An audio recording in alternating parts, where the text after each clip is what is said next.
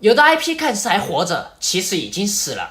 去年正值科乐美公司50周年，本来就不对这家公司抱有什么期望，没想到这家公司竟然把旗下几个经典老游戏 IP 拿出来鞭尸，这就是让玩家心情复杂的《恶魔城周年珍藏版》和《魂斗罗周年珍藏版》。没想到啊，科乐美年头了好几年的 IP 竟然还能在公司周年庆上发挥余热。就拿这个魂斗罗周年珍藏版来说，游戏就是简单的收录了经典的魂斗罗正序3部以及难度极高的铁血军团，而且就是这么一款打爆卖情怀的游戏合集里面竟然还有水分，里面有一半的游戏其实是同名游戏的街机版和欧美版，这完全就是把凉透的 IP 从棺材里面掏出来再扶玩家一脸。不过我最在意的就是这款魂斗罗周年珍藏版里面竟然没有收录魂斗罗本片最后的辉煌魂斗罗4。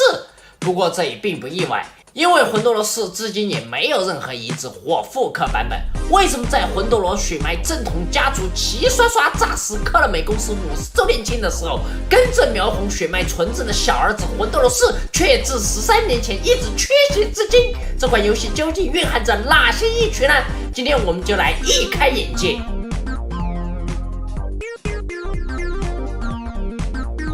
魂斗罗4在2017年单独任天堂 NDS 平台。哎呀，不好意思，说到这，刚才我还故作神秘的埋的伏笔就暴露了。没错，一款 NDS 游戏肯定不好移植啊，这都是因为 NDS 奇妙的机器特性造成的。说起 NDS， 大家第一反应就是比出了双屏，而魂斗罗4之所以无法被移植，就是因为这款游戏充分利用了双屏特性。其实很多 NDS 游戏都不太喜欢完全发挥双屏特性，因为同时兼顾上下画面运行会增加开发成本，所以这些游戏一般都是一个屏幕作为游戏画面，一个屏幕作为游戏系统界面，这他妈算个毛的双屏啊！而我们今天的魂斗罗4却在当年把双屏特性发挥到无可复加。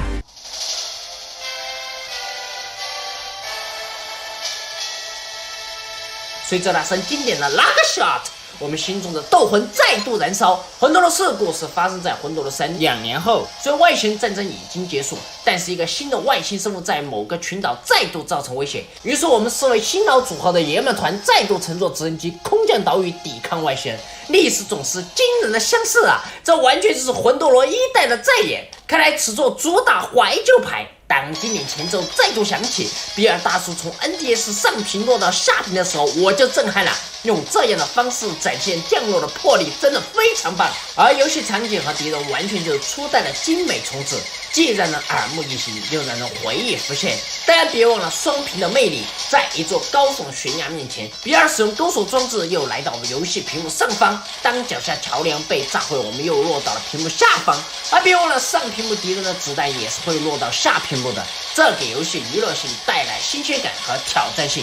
接着我们还遭遇一个小 boss， 他在上屏发动攻击，玩家在下屏回避反击。不过千万不要以为击杀他就是高手，这里就把这款游戏想简单了。会玩的玩家会把这台机器引诱到这地点，注意这里有一处可供勾住的横杠高度略高于这台机器，在击杀机器后，我们竟然可以通过这个落差钥匙直接进入机械级操控。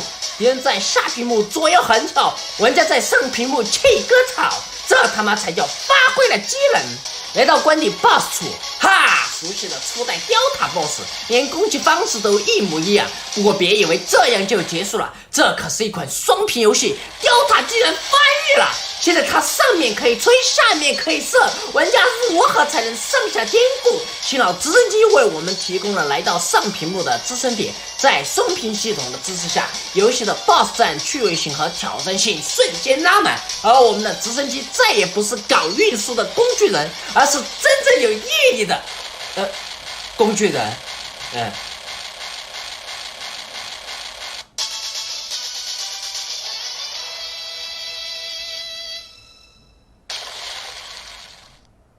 到了第二关，这一关设计更是一绝。上屏幕是迷宫，有异形会顺势落下，玩家一边要在下屏幕移动射击，还要阅读上屏幕迷宫中怪物的移动规律。这种玩法真的好有趣。你也许会觉得第二关是全新的场景，你就太简单了。不一会儿，当我们走出研究所的时候，突然一个场景切换，眼前绚丽壮阔的大瀑布配合经典的 BGM Remix，哇靠，原来是初代第3关的精美致敬啊！这关玩家从下至上进行攀爬，更显示出双屏性能的延展性。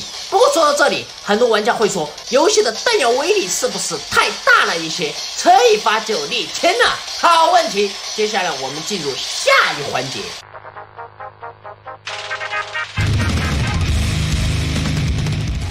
为什么游戏弹药威力这么猛？因为我在实际演示的时候选的是简单难度，实际上在正常难度下，玩家需要吃到2发同样字母的弹药才有这个效果。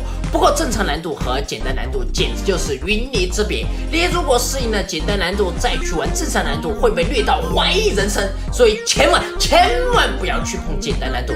有玩家就问了，我手残我玩简单难度有错吗？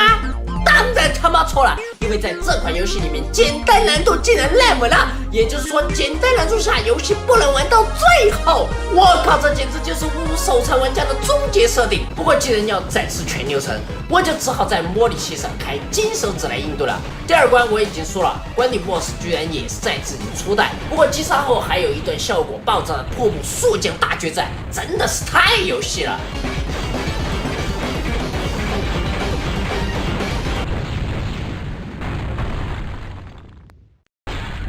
第3关竟然利用了 NDS 的3D 绘图能力，致敬了初代第2关，而这一关的下屏幕竟然又扮演了地图的作用，真是每个季度来一次海澜之家，每季都有大惊喜啊！而相比关键 BOSS 也会让老玩家会心一笑吧。第4关是港口，这一关前半段设计没太大特点，只是上下屏幕联动更频繁了，中间有一场潜艇 BOSS 战，这一次又需要玩家从上屏攻到下屏，希望玩家能够尽快适应这种反转变化。不过这一关后半段颇具弹指，比尔为了阻止核弹发射，竟然爬到了弹皮上，又是弹上打怪，又是弹上攀岩，最后还要火炉3重奏，成功把核弹变成哑弹后落到一处城市废墟，就要跟刚才的弹上怪兽进行决战。这一场 BOSS 战其实是在致敬铁血军团的一个小 BOSS。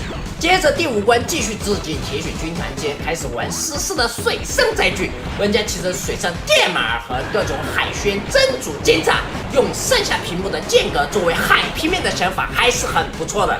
这一关给人很工整、很硬朗的感觉。第6关工厂又是这种生灵众生行进玩法，不过关底 BOSS 却照搬了3代。第7关来到废墟场景，看来我们又来到了致敬魂斗罗3代的环节。不过魂斗罗3代在国内名气不大，我们恰好可以在这一关有所体会。关键 BOSS 倒是又有新特性，玩家可以在上屏幕和下屏幕同时对 BOSS 造成伤害，而且还可以击杀骑摩托的敌人，顺便落到下面抢走他们的摩托。这场 BOSS 战不仅结合了双屏要素，还融入了载具玩法。如果之前玩家选择了简单难度，那么到这里游戏就戛然而止，而正常难度下会来到第8关。什么？我以为第8关是最后一关，没想到又是3D 众生行进玩法，因此真正的最后一关是第9关。不愧是经典 IP 最后的辉煌，这一关设计简直绝了！一行缠绕的设施，不断下落的遗体，立即堆起了尸身，只有那红灯区般暧昧的灯光让我擅自达标。在开场就引来了一场下马威式的 BOSS 战后，一个大虫的新陈代谢部位突然逼到脸上。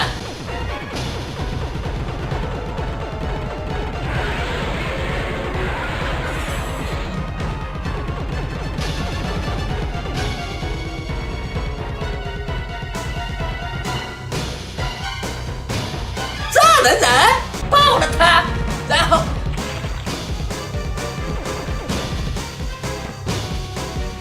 然后用力的抓钩装置从他下面钻进他的消化系统。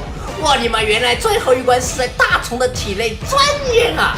会玩，真他妈会玩！什么异形啊、爆脸虫啊，都是渣渣。关键是这里，我还素养了我，你说气不气人？最后的 BOSS 战怎么说呢？其实还是在致敬3代，不过我们还需要利用抓钩和双屏系统解密，因为只有机会出手，利用抓钩来到上屏才能打老花，只有打到老花才能和星子路一串。怎么还说忘了？怎么回事？反正最后就这样拯救了世界，然后就通关了。怎么样？魂斗罗4是不是让你眼前一亮？不过这还不算亮，真正亮的还没来呢。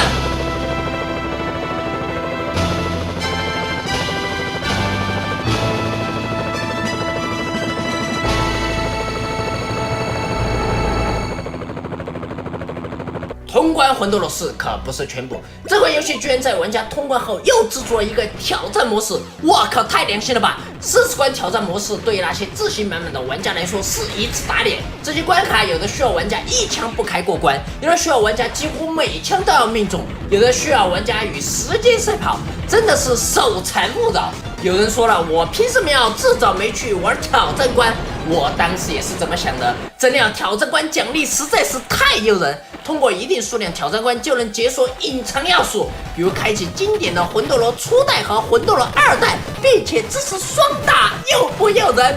比如解锁2部未公开的游戏剧情漫画集，诱不诱人？比如解锁隐藏的大胸妹子角色，死的时候还发出带有混血的，诱不诱人？或者解锁欧版经典的机器人角色，诱不诱人？最后还能看到珍贵的制作人访谈。什么？你说你已经通关全部挑战关卡了，但是这还不够，这爷们儿就来游戏困难难度挣个痛快。而且选择困难难度还有一个彩蛋，就是在这个难度下，第一关的 BGM 竟然变成了经典的初代音乐的 Remix版。来吧，爷们们，在热血狂斗的节奏下，拔出你的大枪，拯救世界吧！